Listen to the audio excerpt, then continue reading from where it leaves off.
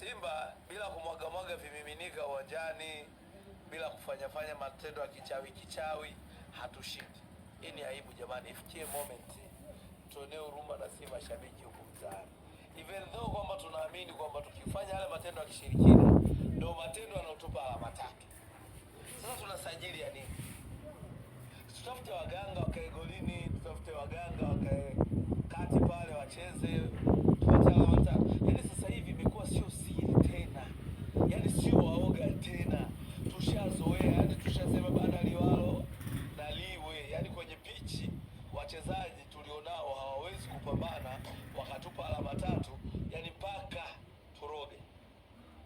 Yaani sio aibu tena. Yaani kwa kweli jamani, liwalo na liwe. Guys, tumefikia hatua hiyo. Yaani Simba tumefikia hatua hatushindi hadi tumwage vimiminika, ionekane mavideo tunarusha mavitu, mara tunamwaga maji kwenye magoli.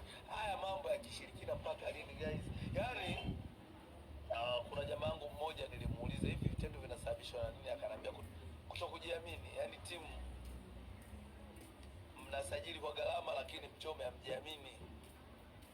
Yaani mnaamini ushirikina ndio unawapa alama tatu. Guys, kweli Simba tumefikia hatua hiyo. Hebu angalia sasa tunavyozalilika, tunashutiwa kila sehemu. Yaani watu wanakaa stand by, wanajua hawa wanaenda kule kumwaga vitu. Kanuni ya 46 ile nini, udhibiti wa viongozi na adhabu ile. Inasemaje? Kwa kiongozi yoyote atakayeonekana akifanya vitendo vinavyoashiria imani ya kishirikina, adhabu yake ni milioni 1 hadi milioni 5 au kufungiwa miezi 6. Watu wameanza mechi ya dabi, wamekuja mechi ya Singida, wamekuja kumwagilia tena mechi ya ya TRA. Lakini hamna kilichofanyika, hakuna kilichofanyika.